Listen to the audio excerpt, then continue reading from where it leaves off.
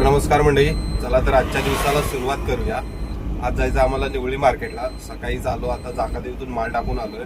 आता थोड्या वेळानं नाश्ता करणार आणि त्याच्यानंतर गाडी भरणार आणि निवळी मार्केटला जाणार आणि संध्याकाळी लक्ष्मीपूजन सुद्धा आहे।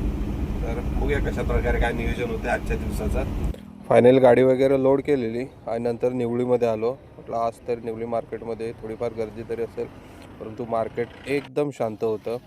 सण आपला दिवाळीचा चालू आहे तरीसुद्धा मार्केट शांत आहे, एकदम मंदीसारखं चाललं आहे आणि उन्हाचा तडका पण जबरदस्त लागत होता। शेवटी आपले फोटोवाले रुपेश शेठ आहे, त्यांच्या इथे माल उतरवला आपण आणि त्याच्यानंतर पुढच्या शॉपमध्ये गेलो आणि मार्केट बघताय हे निवळीचं मार्केट। सध्या हायवेचं काम चालू असल्यामुळे सगळी वाट लागली आहे मार्केटची, तेवढा फार काही धंदा होत नाही। शेवटी संध्याकाळी आलो होतो निवळीत पुन्हा एकदा साधारण 5च्या दरम्यान। पावसानं काय जो जोर घेतलाय ना, परतीचा पाऊस म्हणतात ना तोचा। हा बघा एकदम सगळीकडे काळे काळे ढग झाले। आज म्हटलं पाऊस दणकवणारच, पण थोड्याच वेळात विजांचा कडकडाट असं जोरदार पाऊस पडायला सुरुवात झाली। आणि आमच्या दुर्वाचा बड्डे होता आज, त्याच्यानिमित्त आपण मस्तपैकी 2 बटरस्कॉचचे केक घेतले होते आणि थोड्याच वेळात आहे बघा पावसाला जोरदार सुरुवात झाली। नशीब गाडी आणली होती, 2 व्हीलर घेऊन येणार होतो, नाहीतर काय पूर्ण भिजलोच होतो।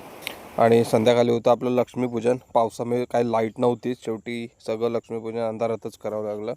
मस्तपैकी गाड्यांना हार वगैरे बांधून सगळ्या गाड्यांना आपल्या लक्ष्मी मातेचं पूजन केलं। तर मंडळी, जसा परवा पाऊस पडला होता त्याचप्रमाणे आज सुद्धा पाऊस पडला। साधारण 5 वाजता सुरू झाला, तर अजून काय लाईट आलेली नाही आहे, भरपूर गडगडतंय सुद्धा। आणि लक्ष्मीपूजन सुद्धा होतं, पूर्ण काळोखात लक्ष्मीपूजन झालं यंदाचं। आमचं झालं, काकांच्या दुकानात आलो होतो लक्ष्मीपूजनसाठी, हार वगैरे बांधलेला त्यांचं पण झालंय। तर म्हणजे आता व्हिडिओ इथेच संपते। व्हिडिओ आवडले असेल नक्की लाईक, शेअर आणि सर्वात आधी सबस्क्राईब करायला अजिबात विसरू नका। टाटा आणि बाय बाय।